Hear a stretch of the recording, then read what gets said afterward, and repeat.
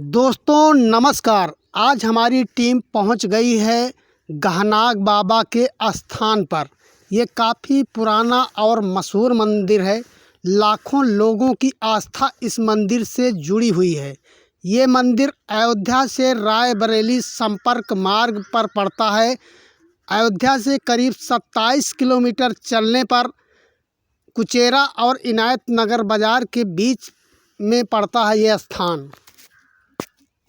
इस स्थान पर नाग देवता की पूजा की जाती है। लाखों श्रद्धालु प्रतिवर्ष यहाँ पर आते हैं और हर सोमवार और इसके बाद में शुक्रवार को यहाँ पर मेला लगता है। अड़ोस पड़ोस के लोग यहाँ पर आते हैं, पूजा पाठ करते हैं, दर्शन करते हैं और तमाम रमणीक दृश्य इस स्थान पर है और देखते हैं। इस मंदिर में लोगों की आस्था नाग देवता से जुड़ी हुई है। पुराने ज़माने में ग्रामीण स्तर पर मिट्टी के घर हुआ करते थे, छप्पर हुआ करते थे, दूर दूर तक वीराने जंगल हुआ करते थे। तो जंगली जानवर रहते थे, सांप वगैरह रहते थे, बिच्छू वगैरह घरों में घुस जाते थे। पानी बरसात इतनी तेज़ होती थी कि ये अपना सुरक्षित स्थान पाने के लिए घरों में घुस जाते थे। तो ऐसी स्थिति में जो किसान लोग रहते थे उनको ये काट लेते थे, नुकसान पहुंचाते थे। तो ऐसी स्थिति पर इस स्थान पर आते थे और बीरा भभूत खाकर वो ठीक हो जाते थे, ऐसा लोगों का मानना है। अभी भी जब भी किसी इंसान को विषैला जानवर, सांप, बिच्छू या तमाम जो जहरीले कीट है वो काटते हैं तो यहीं पर लोग आते हैं, पूजा पाठ करते हैं, बीरा भभूत लगाते हैं और ठीक हो जाते हैं। ऐसी लोगों की आस्था है। क्या है सच्चाई, आओ जानते हैं। इस मंदिर के बारे में कहते हैं और पुजारी के बारे में कहते हैं कि एक पुजारी जो बगल वाले गांव में रहते थे, उनके सपने में नाग देवता आए। नाग देवता ने उनको साक्षात दर्शन दिए और तभी से वो आकर यहाँ पर एक नीम का पेड़ है, उसी नीम के पेड़ के पास में मिट्टी के टेले के पास में वो अपना बैठने लगे। वहाँ पर तमाम सरपराह करते थे। यहाँ पर लाखों लोगों की भीड़ हर साल देश के कोने कोने से आते हैं और पूजा पाठ करते हैं। वो सामने जो आपको नीम का पेड़ दिख रहा है, इसी नीम के पेड़ के नीचे बैठकर पुजारी बीरा भभूत दिया करते हैं और लोग ठीक हो जाते थे। यहाँ पर घूमते हुए हमने अनेक लोगों से बात की, दुकानदारों से भी बात की, तमाम श्रद्धालु भी यहाँ पर आए हुए थे, हमारी उनसे भी मुलाकात हुई और उन लोगों से भी बात की। लोगों ने बताया कि हाँ बिल्कुल सच्चाई है, अगर किसी को सांप ने काट लिया है तो यहाँ पर आकर पूजा पाठ करते हैं और बीरा भभूत लगाने पर ठीक हो जाते हैं। चूँकि गहनाग बाबा के मुख्य पुजारी अब इस दुनिया में नहीं हैं, लेकिन लोग मानते हैं कि वो बहुत धार्मिक संत थे और जिसको भी बीरा भभूत दे देते थे वो बिल्कुल ठीक हो जाता था। उसी आस्था पर ये मंदिर आज भी चलता चला आ रहा है।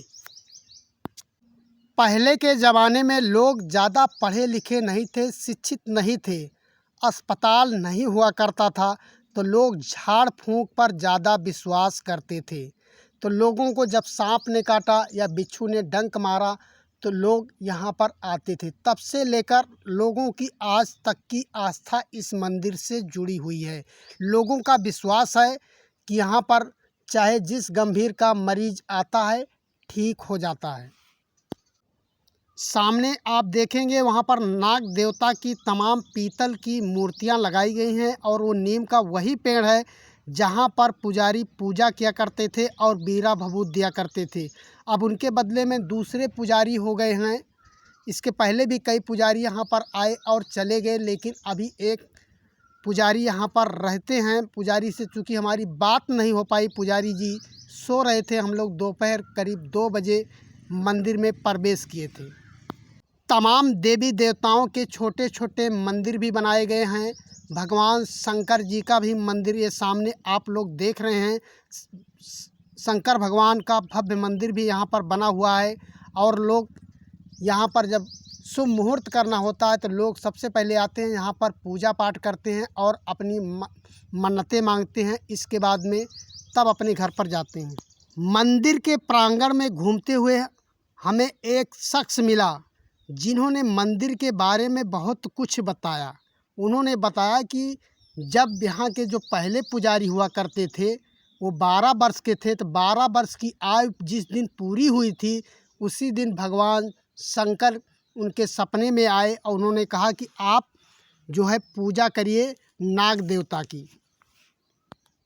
तब पुजारी यहीं पीछे आप देखिए, पीछे की तरफ वो बता रहे हैं, पीछे की तरफ एक नीम का पेड़ है। उसी नीम के पास में एक मिट्टी का टीला हुआ करता था। उसी टीले पर बैठकर पूजा पाठ करते थे और उस टीले के नीचे तमाम सांप रहा करते थे। विषैले सांप जो पूरे इलाके के सांप हुआ करते थे उसमें बिल बनाकर रहते थे। उसी के ऊपर बैठकर पुजारी पूजा पाठ किया करते थे।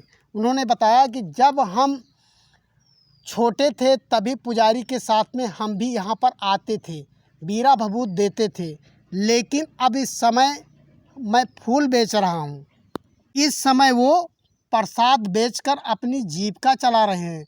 मंदिर पर किसी और पुजारी ने कब्जा कर रखा है, क्योंकि इन पुजारी की उम्र लगभग 80 साल से ऊपर हो गई है। अब ये मौके पर हमें वहाँ पर मंदिर के प्रांगण में प्रसाद बेचते हुए मिले। उन्होंने बताया कि हमने काफ़ी दिनों तक गहनाग बाबा की सेवा की, अब मंदिर पर किसी और ने कब्जा कर लिया है। पुजारी ने बताया कि यहाँ जब हम लोग छोटे थे तभी यहाँ पर हम लोग खेलने आते थे और ये पूरा इलाका पूरा वीरान जंगल हुआ करता था। यहाँ पर कोई जीव जंतु नहीं नज़र आता था। उस समय यहाँ पर भय लगता था।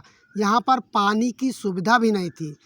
दूर एक कुआं हुआ करता था, उसी कुएं से लाकर सबसे पहले जो मरीज आते थे उनको हम पानी से नहलाते थे। नहलाने के बाद में उनके सर पर बीरा भभूत लगाया जाता था और वो मरीज यहाँ से बिल्कुल ठीक होकर जाते थे। वही प्रक्रिया अब तब से पुरातन से चली आ रही है। चूँकि मंदिर के पुजारी सो रहे थे, उनसे हमारी मुलाकात नहीं हो पाई। वो करीब 3 बजे के बाद ही उठते थे और इसके बाद पूजा पाठ करने के बाद में पुजारी सभी लोगों से मिलते हैं। तो हम लोग बिना पुजारी, मेन पुजारी जो थे मंदिर के, उनसे मिल नहीं पाए। गहनाग बाबा से जुड़ी हुई एक आस्था का मंदिर पड़ता है। यहाँ से करीब 6 किलोमीटर दूर आस्तिकन बाज़ार के पास में आस्तिक बाबा का मंदिर है। इनका रिश्ता वहाँ से भी मिलता है। लेकिन चाहे जो भी हो, लोगों के अंदर विश्वास है। कई लोगों से हमारी टीम और हमारे विशेषज्ञों ने बातचीत भी की, लेकिन सभी लोगों का मानना है कि यहाँ पर जो भी मरीज आता है वो ठीक होकर ही जाता है। इस स्थान के बारे में लोगों की ये मानता है कि अगर सच्चे मन से आपने नाग देवता को स्मरण करके इसके बाद चले जाते हैं तो आपको नाग देवता नज़र नहीं आएंगे। आपके घर में या कहीं अड़ोस पड़ोस में अगर सांप दिखाई पड़ता है तो आप जो है गहनाग बाबा की जय बोलकर स्मरण कर देते हैं तो नाग देवता उस स्थान से। ग्रामीण स्तर के लोगों ने हमें बताया कि यहाँ पर सरसों पूजा पाठ कराकर ले जाकर अपने घर के अड़ोस पड़ोस में छिड़काव कर दिया जाता है तो नाग देवता दूर दूर तक नज़र नहीं आते हैं। ऐसी मान्यता है लोगों के बीच में। ग्रामीणों ने हमें बताया कि यहाँ पर हर सोमवार और शुक्रवार को लोग दूध चढ़ाने के लिए आते हैं नाग देवता को। सावन महीना जो होता है नाग देवता का महीना होता है। उस समय नाग देवता इधर उधर भटकते रहते हैं, घरों में घुस आते हैं। तो ऐसे में लोगों की श्रद्धा इस मंदिर से, इस स्थान से बढ़ जाती है। लोग दूध चढ़ाने के लिए आते हैं और सोमवार को यहाँ पर पूजा पाठ करते हैं, शुक्रवार को भी पूजा पाठ करते हैं और वहाँ से प्रसाद ले जाकर अपने घर वालों को खिलाते हैं। सावन महीने के लगभग में यहाँ पर प्रति घर वाले यहाँ पर आते हैं, कढ़ाई चढ़ाते हैं, पूड़ी वगैरह बनाकर चढ़ाते हैं, जो पकवान हुआ यहाँ पर चढ़ाते हैं और पूजा पाठ करते हैं। लगभग 2 महीने तक यहाँ पर लोगों का तांता लगा रहता है। करीब 3 किलोमीटर तक यहाँ पर लोगों का हुजूम उमड़ा रहता है। कहीं पर जगह नहीं मिलती है कि आप जो है पूड़ी बनाकर यहाँ पर चढ़ा लें। यहाँ पर भारत ही नहीं, देश दुनिया के कोने कोने से श्रद्धालु आते हैं, पूजा पाठ करने के लिए यहाँ पर आते हैं। यहाँ पर बहुत सुंदर रमणीक स्थान है। उस साइड में आप पूरब साइड में देखेंगे तो वहाँ पर हाईवे मार्ग जाता है। इसी बीच मंदिर के पुजारी ने क्या कुछ कहा, आओ जानते हैं। उन्होंने हमें बताया कि अगर इंसान के शरीर में जहर चढ़ गया है और उसकी थोड़ी सी भी सांस अगर बाकी है, इस स्थान पर अगर वो पहुंच जाता है तो वो जिंदा बच जाएगा। उनकी बातें सुनकर मुझे बहुत ताज्जुब हुआ, मैं हैरान रह गया। ऐसे वैज्ञानिक युग में लोग हॉस्पिटल जाने के बजाय लोग यहाँ पर आते हैं और वो ठीक होकर जाते हैं। इस बात पर मुझे थोड़ा विश्वास नहीं हो रहा था, लेकिन लोगों की आस्था है। क्या है मंदिर का रहस्य ये तो, लेकिन कुछ शक्तियाँ तो ज़रूर छुपी हुई हैं, नहीं तो लोग इतने विश्वास के साथ मुझसे नहीं कहते। क्या ये चमत्कार है? क्या ये दैवीय शक्ति है? क्या वास्तव में नाग देवता की शक्ति है जिससे लोग ठीक हो जाते हैं?